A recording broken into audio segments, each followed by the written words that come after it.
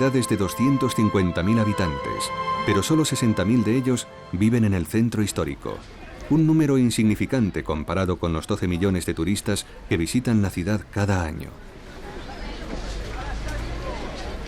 La mayoría se concentra en la Plaza de San Marcos, tomando fotos de sus hermosos arcos y sus impresionantes esculturas de mármol.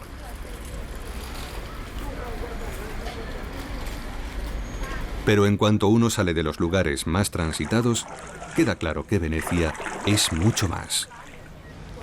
Los canales son las venas de la ciudad, con más de 400 puentes que permiten el tráfico de peatones.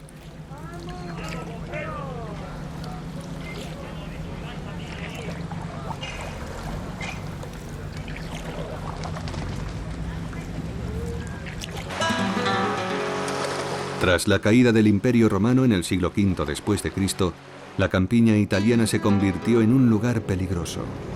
Para protegerse de los visigodos y los hunos, los habitantes de la zona construyeron literalmente una ciudad en el mar. Clavaron en el barro postes de madera, traídos desde Rusia para construir sobre ellos sus casas. La estrategia funcionó. Y la especial situación de Venecia la convirtió en una ciudad inexpugnable.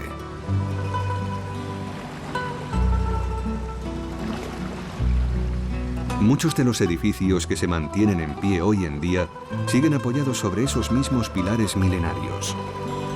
Venecia se convirtió en una poderosa ciudad marítima, un centro de comercio que también absorbió la energía creativa de la gran variedad de personas que atravesaron sus puertas acuáticas.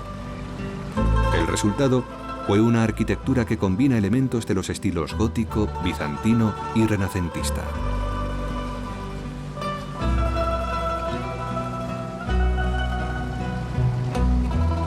El comercio fluía hacia la ciudad desde los puertos de Palestina, Estambul, el norte de África y el Mediterráneo occidental. Y algunos comerciantes venecianos, como el famoso Marco Polo, llegaron incluso hasta China.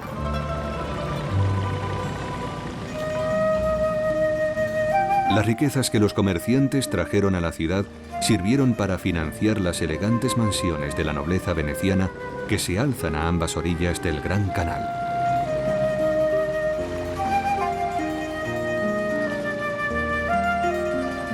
En Venecia, la cultura fluye por las venas de la ciudad. Su rica historia ha sido la inspiración del famoso carnaval veneciano. Se celebra durante los 10 días que preceden a la Cuaresma cristiana.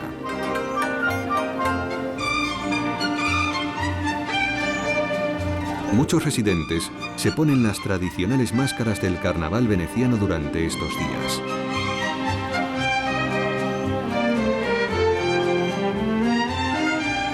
Las máscaras protegen el anonimato de los participantes, evitando que sean juzgados por su comportamiento durante el carnaval. Pero Venecia también tiene un lado oscuro. Los urbanistas de la ciudad se enfrentan a un gran desafío. Venecia se está hundiendo y el calentamiento global está haciendo que el nivel del mar suba lentamente. Hace un siglo la Plaza de San Marcos se inundaba unas 10 veces al año. Hoy en día el agua la cubre más de 60 veces cada año. Pero un plan de rescate está en marcha. Se levantan barreras contra las inundaciones, esperando que contengan las peores mareas del Adriático. Quizá los venecianos puedan seguir usando los pórticos de sus palacios y no se vean obligados a refugiarse en los pisos superiores por la invasión del agua. La supervivencia de Venecia no solo es importante para sus habitantes. Su existencia como paraíso de la cultura y la historia es vital para el mundo entero.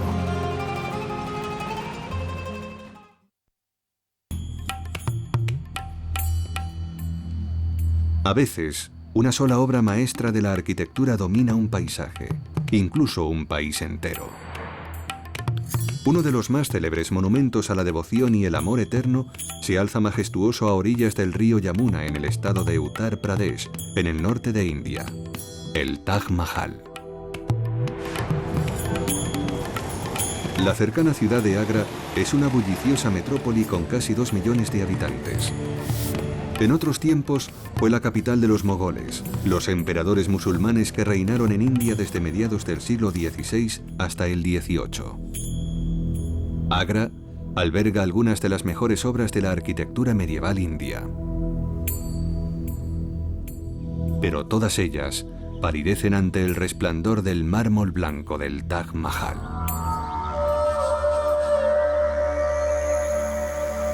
Desde la entrada se puede apreciar la simetría de su estructura. Está rodeada por un jardín mogol dispuesto al estilo persa, que realza la simetría de los edificios.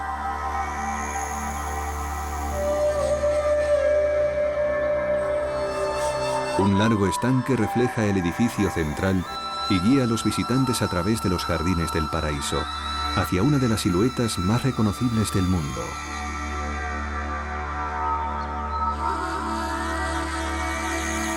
El mausoleo central está enmarcado por 4 minaretes de más de 40 metros de altura. La historia del Taj Mahal es casi tan famosa como el monumento en sí. En 1631 la emperatriz mogola Mumtaz Mahal murió durante un parto. Era la esposa favorita del emperador Shah Jahan, que hizo construir el Taj Mahal como testimonio de su amor imperecedero.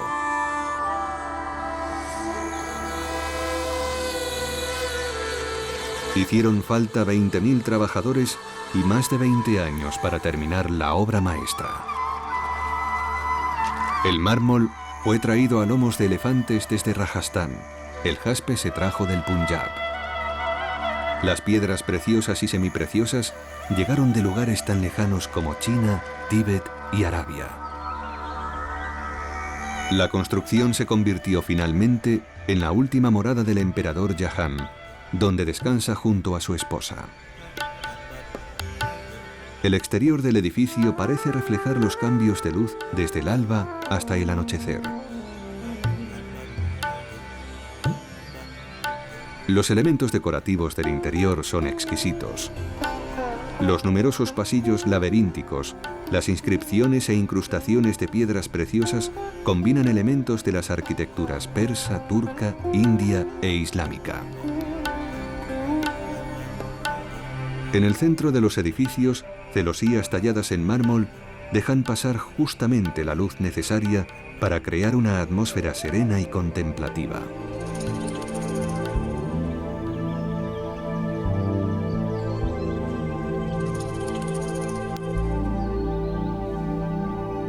Los detalles de los elementos individuales del edificio reproducen la precisa simetría del conjunto.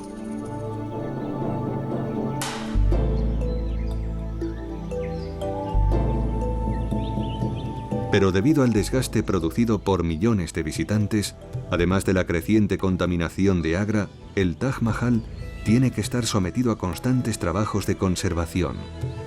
En el mismo recinto del Taj Mahal, diferentes artesanos trabajan meticulosamente para restaurar y reparar esta incomparable obra de arte.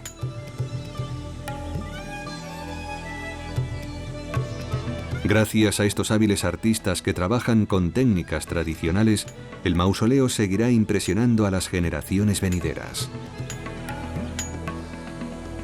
Cada vez que los visitantes contemplan la majestuosa forma del Taj Mahal, pueden reflexionar sobre este monumento a la devoción y maravillarse ante la visión que glorificó el amor más allá de la muerte.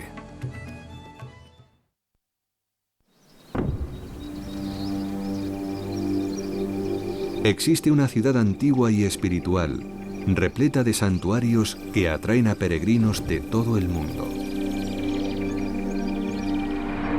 En lo alto de las colinas de Judea se alza Jerusalén, una de las ciudades con más historia del mundo. Las 10 ciudades más antiguas del planeta están en Oriente Medio. Jerusalén, fundada alrededor del año 2800 a.C., es una de ellas. Aquí se pueden ver a menudo la coexistencia de las culturas tradicional y moderna. Jerusalén se ha convertido en una ciudad moderna y activa que parece convivir armónicamente con su patrimonio arqueológico.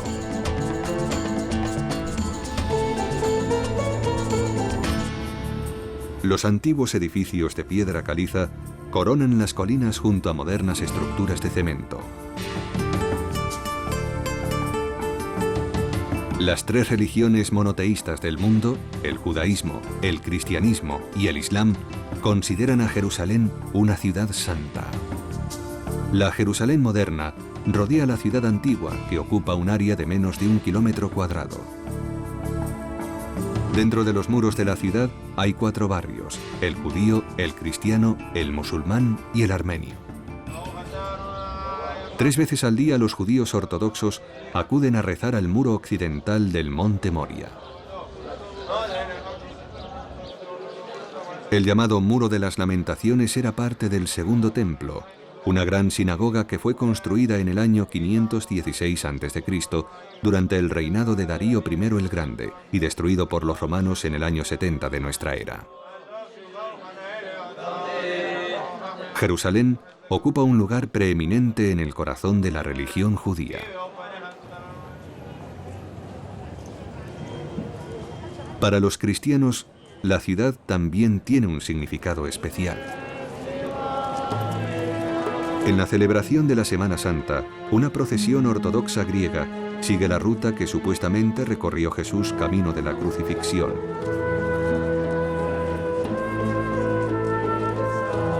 Su destino es la iglesia del Santo Sepulcro.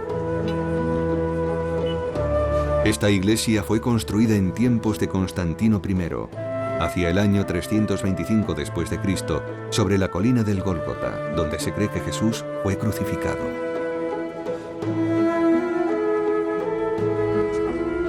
En el interior de la suntuosa basílica podemos ver muros dorados y exquisitos arcos.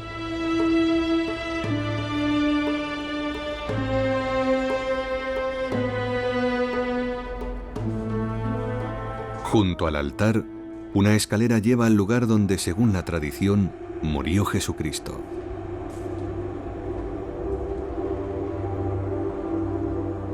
Este es un lugar sagrado de peregrinación para muchos de los 2.000 millones de cristianos del mundo. Para el Islam, también es una ciudad sagrada. La mezquita de Al-Aqsa está situada en lo alto del Monte Moria. Muy cerca está la cúpula de la roca, que alberga la roca fundacional. Según la creencia del Islam, Mahoma ascendió a los cielos desde esta piedra. La cúpula de la roca es el tercer lugar sagrado del Islam, después de la Meca y de Medina. Jerusalén cambió de manos muchas veces a lo largo de los siglos durante las cruzadas, el Imperio Otomano y el periodo que condujo a la declaración del Estado judío en 1948. Se dice que la ciudad ha sido destruida 2 veces, asediada 23 veces y conquistada y reconquistada 44 veces. Los mapas medievales situaban Jerusalén en el centro del mundo. Es un honor que quizá merecía el lugar.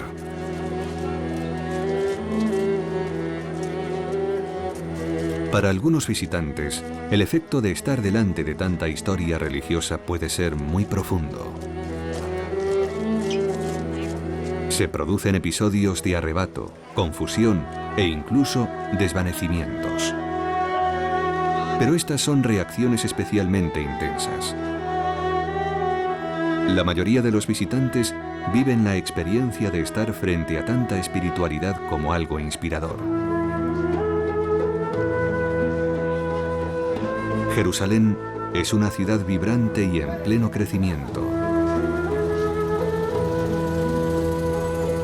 Desde el establecimiento del Estado de Israel, su población se ha cuadruplicado y sigue creciendo. Hasta que se establezca una paz duradera en Oriente Medio, Jerusalén seguirá siendo un foco de tensiones políticas. Muchos visitantes de esta ciudad histórica consideran un gran privilegio poder caminar entre tanta historia y admirar tantos lugares sagrados.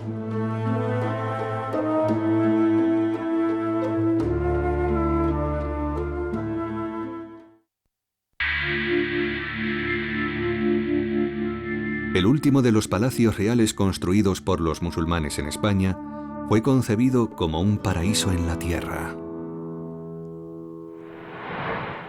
En el sur de España, sobre una colina situada frente a la antigua ciudad de Granada, se alza un exquisito palacio con una célebre historia: la Alhambra. A finales del siglo XIII, los reyes musulmanes que habían dominado España durante 700 años construyeron un gran palacio que se convertiría en su último refugio en la península ibérica. El imperio islámico empezó a extenderse desde Arabia tras la muerte del profeta Mahoma en el año 632 de nuestra era. En su máximo apogeo se extendía desde India a Portugal.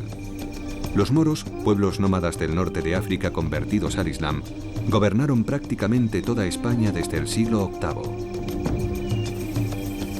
La joya más valiosa de su reino era la Alhambra. Pero cuando el palacio estuvo terminado, gran parte de España había sido reconquistada por los cristianos. Granada y la Alhambra se convirtieron en el último bastión moro, que siguió floreciendo durante 2 siglos más gracias al comercio y la diplomacia. Sin embargo, quedó prácticamente aislada del resto del mundo islámico y por ello desarrolló tradiciones artísticas únicas que aún son visibles hoy en día.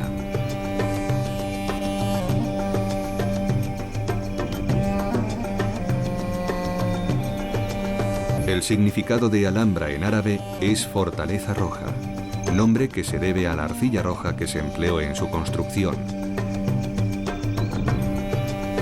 En la cima de su gloria, un poeta moro la describió como una perla engarzada entre esmeraldas, en una alusión a los edificios encalados que destacan sobre el bosque. Oculto por los muros y torres de la imponente fortaleza, se encuentra un oasis de tranquilidad y estética en sus salas y jardines.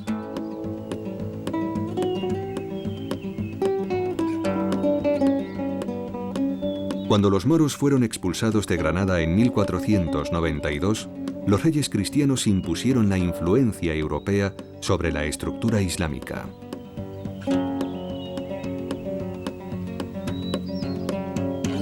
El sobrio exterior enmascara un asombroso interior.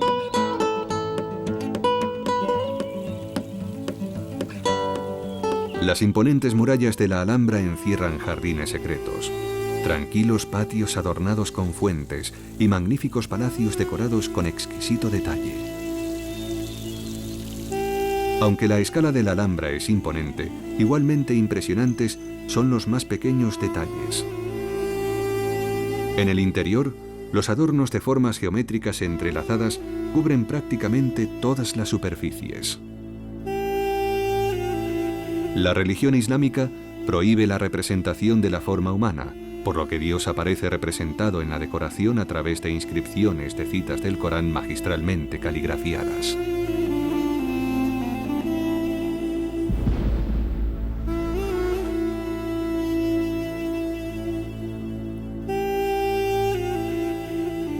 Abundan los techos de mocárabe con elaboradas molduras inspiradas en motivos geométricos.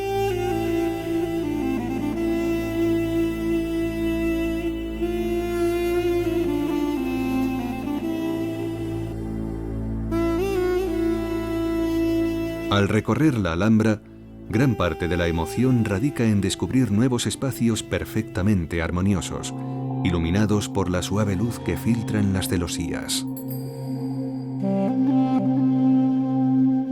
La planta abierta del palacio permite que la brisa circule entre las salas, llevando consigo los aromas del jardín y manteniendo frescas las estancias interiores.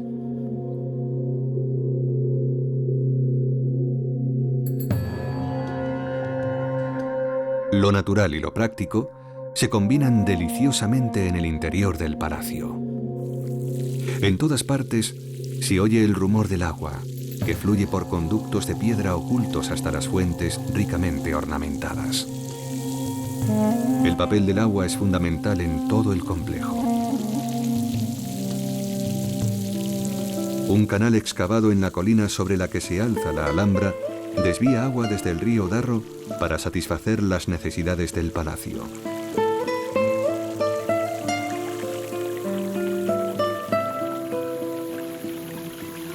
Cuando los reyes cristianos de España conquistaron Granada, parte de la soberbia decoración islámica se perdió para siempre. Pero a pesar de las vicisitudes y el paso de los siglos, la Alhambra sigue brillando como un monumento a la visión de los reyes moros.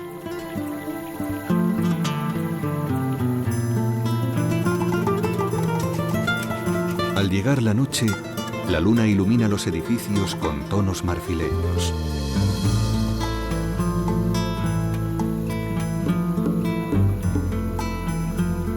La Alhambra fue concebida como tributo a las maravillas de la creación divina.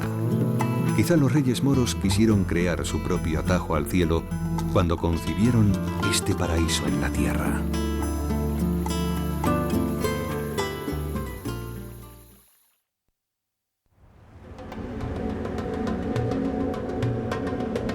En una de las ciudades más bulliciosas del mundo se alzan tres monumentos espectaculares.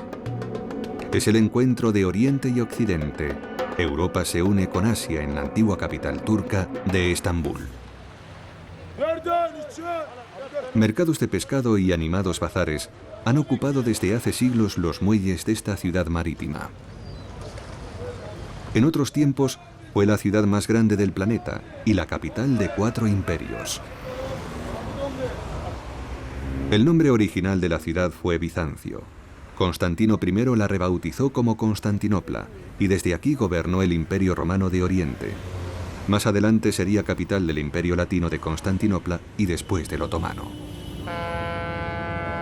Dividida por el estrecho del Bósforo, media ciudad está asentada en Europa y la otra media en Asia. Es la única ciudad del mundo que se encuentra en 2 continentes.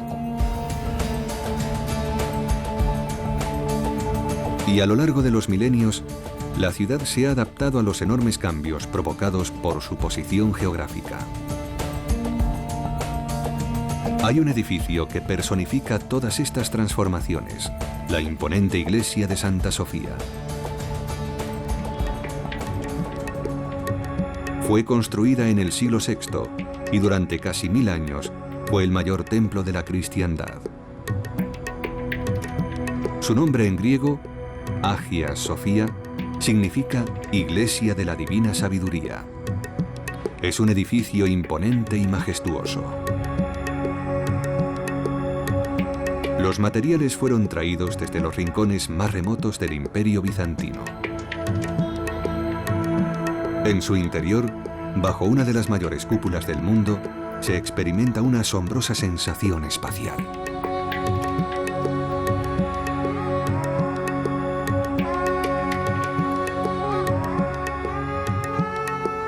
La cúpula mide 31 metros de diámetro por 55 de altura.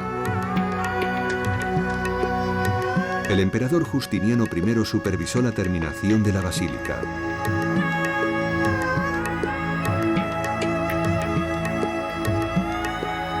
La basílica fue consagrada en el año 537 de nuestra era, pero la decoración no se terminó hasta el reinado del sucesor de Justiniano, Justino II.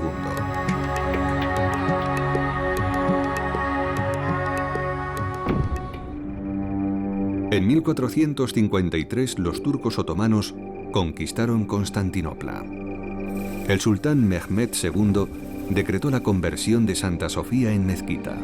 Por suerte, la mayoría de la decoración cristiana no fue destruida, sino solo cubierta. Hoy en día es un museo que ofrece al visitante una mezcla única de ornamentación religiosa cristiana e islámica. A tiro de piedra de Santa Sofía, el sultán Ahmed I ordenó la construcción de la Mezquita Azul a principios del siglo XVII. El sultán concibió la mezquita más imponente del imperio y la dotó de 6 minaretes. era el mismo número de minaretes que tenía la mezquita de la Meca, el centro espiritual del Islam. Para calmar las iras que desató este hecho, Ahmed financió la construcción de un séptimo minarete en la Meca.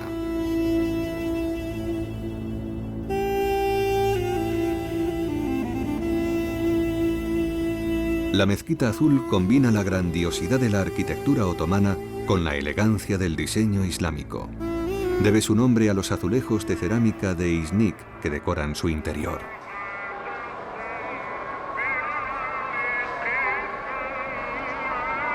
Los arquitectos situaron con precisión 260 ventanas que dejan pasar exactamente la luz necesaria para hacer relucir el interior. E incluyeron patios que ofrecen un descanso del bullicio de la ciudad. Pero el Imperio Otomano también tuvo una importante influencia secular en Estambul. El sultán Mehmed II quería erigir un palacio que simbolizara su supremacía como emperador de los dos mares y los dos continentes.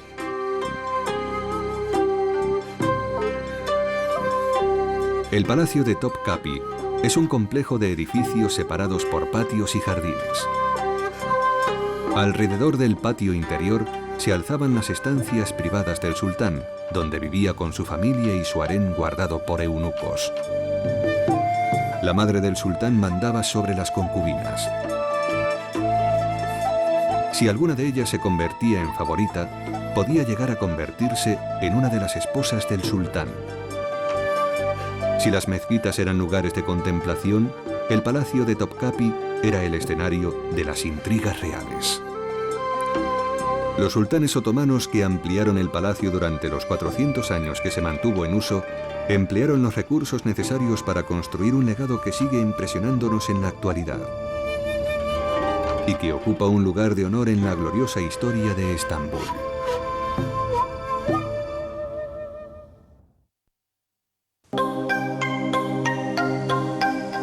La mayor obra arquitectónica de la historia fue un ambicioso proyecto cuya construcción costó cientos de años y miles de vidas. A lo largo de la frontera norte del país más populoso del mundo, se extiende la fortificación más larga del planeta con miles de kilómetros de longitud. Es la Gran Muralla China.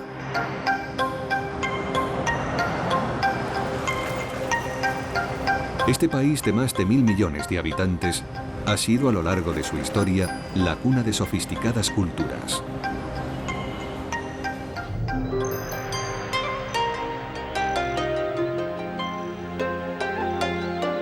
La Gran Muralla parece no tener fin. Nace en el mar y atraviesa exuberantes valles, montañas y áridos desiertos. Se dice que es la única estructura construida por el hombre que se puede divisar desde una órbita terrestre baja. Pero no es cierto. A pesar de su gran longitud, solo tiene 9 metros de grosor en sus partes más anchas.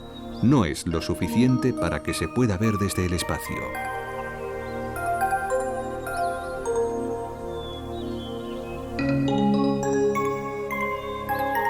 Pero como elemento disuasorio para ejércitos invasores, sin duda era una barrera imponente y ha sido un poderoso símbolo durante milenios. Lo que fue en su cénit una estructura defensiva de 6.700 kilómetros de longitud, ahora está en buena parte en ruinas. Pero en los lugares donde la muralla se conserva intacta, se puede apreciar su majestuosidad mientras serpentea sobre las montañas hasta perderse en el horizonte.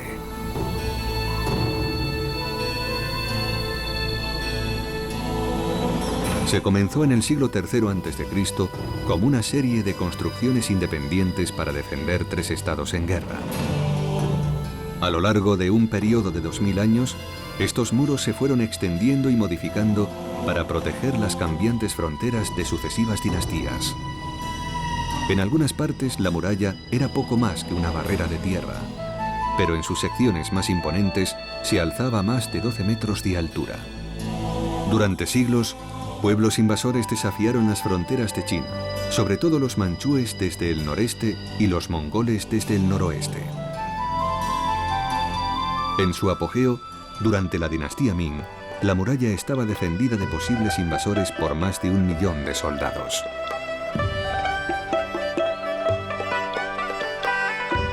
Algunas secciones de la muralla se construyeron con los materiales que se encontraban a mano: tierra prensada, bloques de piedra y tejas. Pero durante el siglo XV, grandes partes de la muralla original fueron reforzadas con ladrillos.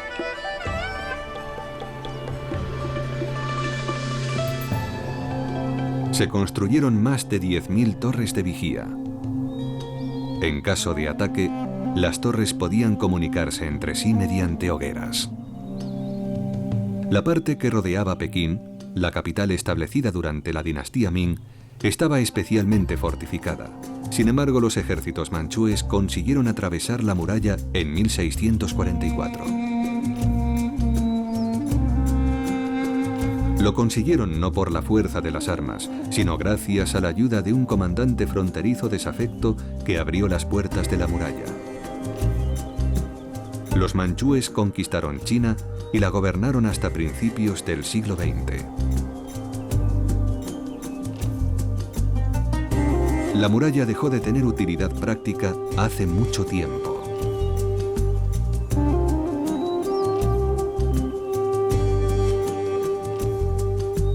Pero hoy en día es mucho más que una fortificación. En lugar de mantener a los enemigos fuera de China, ahora atrae a millones de visitantes. Es una de las atracciones turísticas más populares de todo el mundo. Su largo camino serpenteante es un testimonio del ingenio y la inventiva de varias de las grandes dinastías chinas.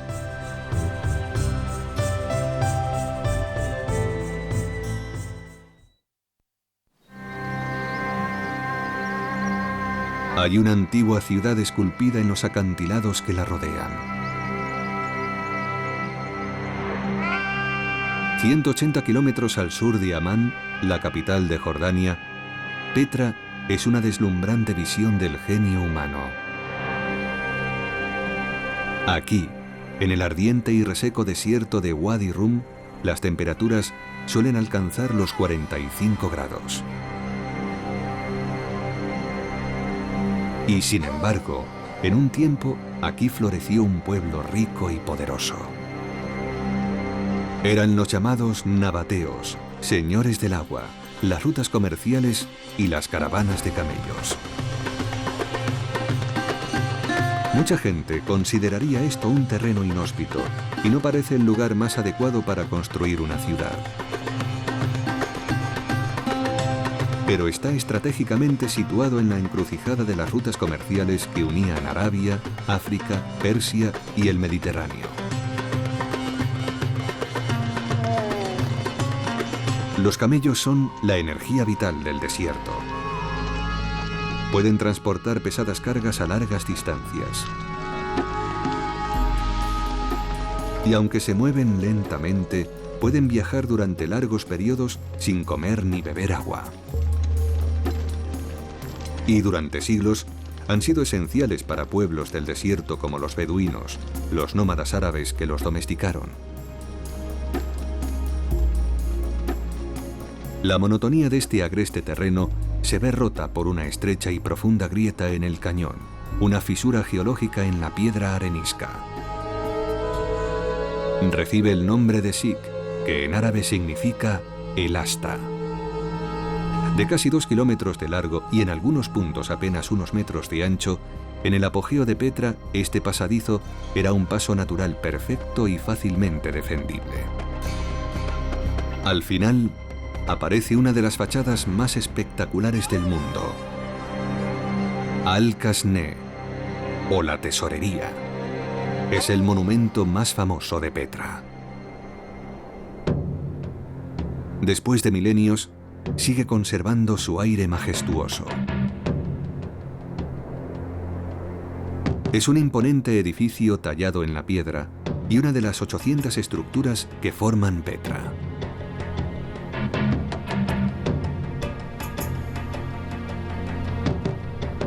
El trabajo de la piedra es exquisito, desde las columnas a los capiteles y de las esculturas a las pilastras.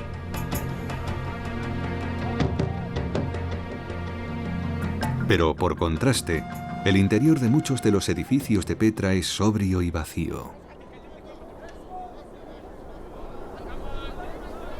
La mayoría no eran residencias, no fueron construidos para los vivos. Eran grandiosas tumbas y monumentos funerarios para las familias más ricas de la ciudad.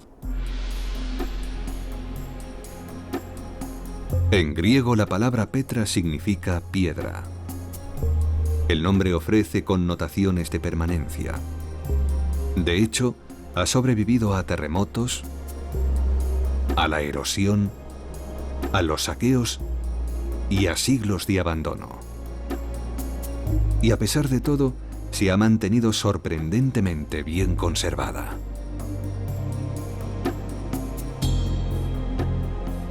Los arqueólogos no han conseguido establecer la fecha exacta de la fundación del asentamiento, pero sí han podido descifrar algunos de los misterios de Petra.